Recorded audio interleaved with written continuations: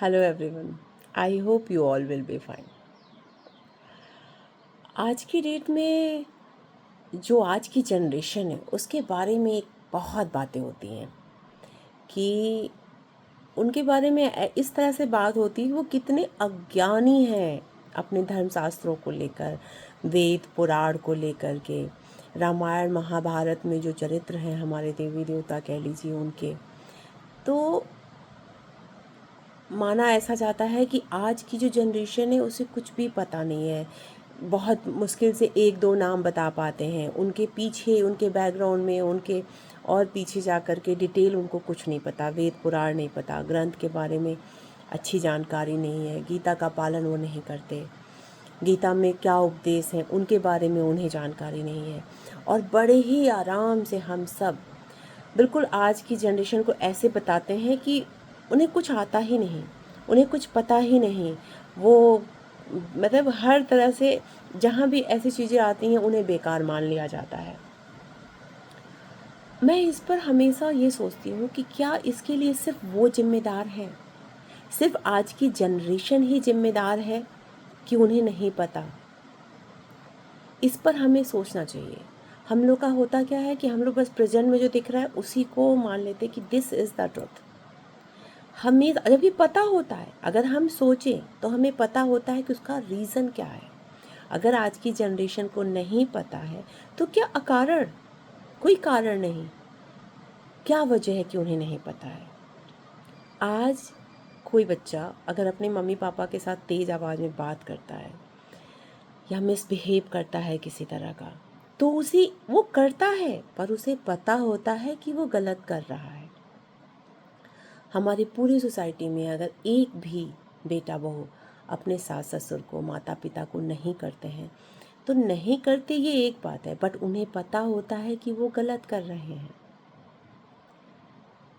तो क्या वजह है कि आज की जनरेशन को ये नहीं पता कि जो हो रहा है गलत हो रहा है, या हमें नहीं पता तो ये गलत है, या हमें ये पता होना चाहिए? ऐसा क्यों है? क्या अकारण है? अगर हम अपनी 2-3 पीढ़ी पीछे जाएं, हम स्वतंत्रता के बाद की बात कर लेते हैं। अगर हम 3 पीढ़ी तक की ही सिर्फ बात करें तो भी अगर उन लोगों ने अपनी जनरेशन को ये बताया होता, जितनी दृढ़ता के साथ ये बताया कि माता पिता की सेवा करनी चाहिए, माता पिता भगवान के समान होते हैं, अपने दादी बाबा माता पिता बड़ों की सेवा करनी चाहिए, उनकी देखभाल करनी चाहिए, उनकी आज्ञा माननी चाहिए, जितनी दृढ़ता के साथ ये बताया गया कि उसको टूटते टूटते भी आज तोड़ने वाले को भी एहसास होता है कि वो गलत कर रहा है, वो सामाजिक दृष्टि से गलत है, वो सामने स्वीकारे या ना स्वीकारे अंदर में वो थोड़ा सा गिल्ट होता है उसके। क्या उन्हें लगे हाथ ये नहीं बताना चाहिए था कि हमारे धर्म ग्रंथों का ज्ञान हमारी सेवा से भी ज़्यादा महत्वपूर्ण है?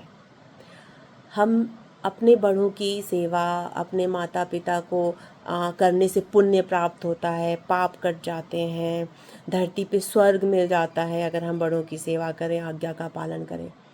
उसी के साथ अगर हम इन शब्दों में ना बता करके उन्हें बताते कि वो हमारे धर्म ग्रंथों में क्या है, हमारे धर्म ग्रंथों की महत्ता क्या है, हमारे धर्म ग्रंथों में लिखा क्या है, हमारे वेद पुराणों में क्या है, अगर हम वो क्या है पढ़ाते, वो क्या है बताते, तो हमें ये बताना ही नहीं पड़ता कि माता पिता की देखभाल करिए, बड़ों का सम्मान करिए, वो सब उसमें लिखे हुए हैं। और उस तरह से वेद पुराण भी पढ़ लेते, उसको पढ़ने की वजह से हम में इतना संस्कार आ ही जाता कि हम अपने बड़ों का सम्मान कर लेते, दोनों बात हो जाते। और जो आज सामाजिक स्थिति बन रही है वो भी नहीं बनती। पर क्या यह स्वार्थ नहीं था कि खुले शब्दों में हर किसी ने ये तो बताया, ऋषि मुनियों का सम्मान करें, मीन्स जो आदमी के जो आदम स्वरूप है उसका तो सम्मान बता दिया गया, लेकिन उस स्वरूप का सम्मान करने वाले वेद पुराणों के बारे में नहीं बताया। इंग्लिश मीडियम स्कूल जिस समय खुले, सबसे पहले 3 पीढ़ी पीछे वाले लोगों ने ही तो एडमिशन कराया बच्चों का। अगर नहीं कराते, कह देते कि ये अंग्रेज़ों ने ही तो शासन किया था, वही अंग्रेजी भाषा हम क्यों पढ़ाएं अपने बच्चों को, तो आज हम लोग ऐसे तो ना बनते और हमारे बच्चे और ज़्यादा वैसे ना बनते। हमें खुद भी उतना ज्ञान नहीं था, हमने जितना ज्ञान ले लिया, धीरे धीरे छूटता ही तो जाएगा। क्योंकि इस बात को कभी महत्व दिया ही नहीं गया कि गलत की रिस्पॉन्सिबिलिटी भी लेनी चाहिए। गलत की रिस्पॉन्सिबिलिटी कोई लेना ही नहीं चाहता, इसलिए कोई सोचना ही नहीं चाहता कि कहाँ से गड़बड़ हुआ। आज की जनरेशन खराब है। जिसके माँ बाप भी इंग्लिश मीडियम स्कूल से पढ़ के आए, वो क्या सिखाएंगे, कितना सिखा पाएंगे, क्योंकि उनके माँ बाप ने इंग्लिश मीडियम स्कूल में एडमिशन कराया।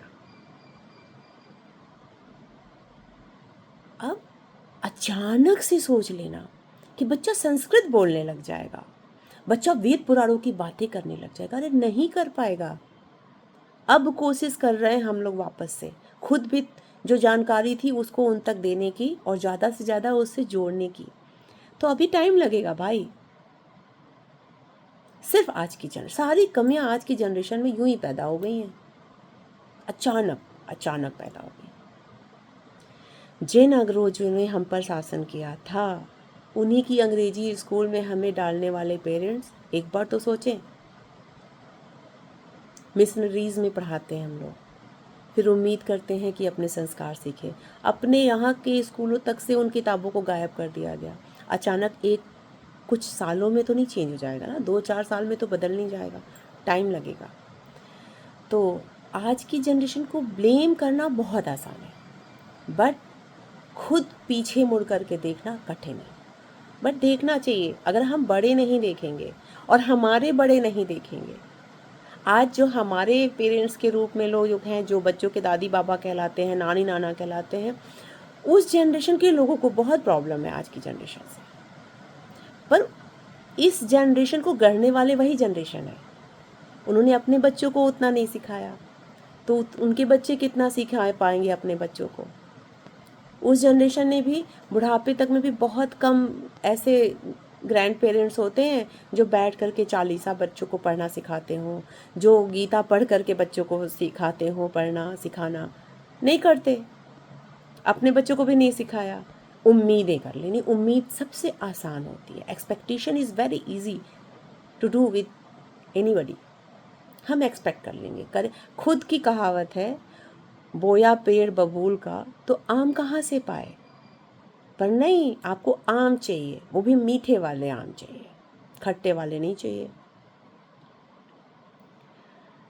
एक बार सोचिए, जिन लोगों के शासन में आप रहे थे, जिन लोगों ने आपको त्रस्त किया था, कुछ ही सालों के बाद आप लोगों के होते हुए ये अंग्रेजी मीडियम स्कूल इतने कामयाब कैसे हो गए?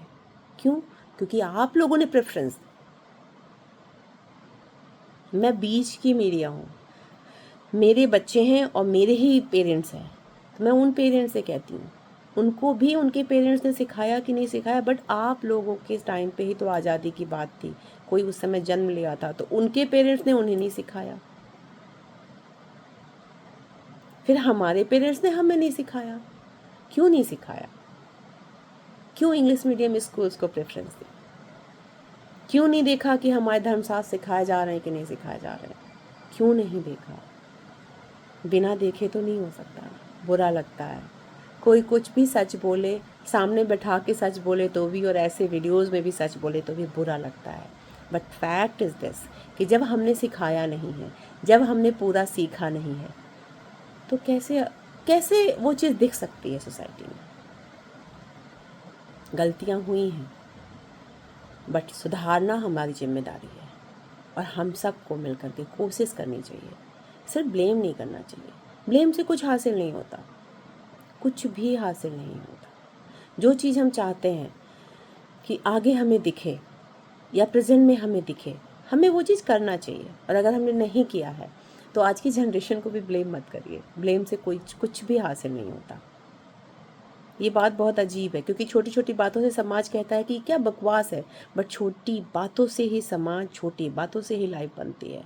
इन छोटी बातों से ही जो स्ट्रक्चर था वो व्यवस्थित रह सकता था।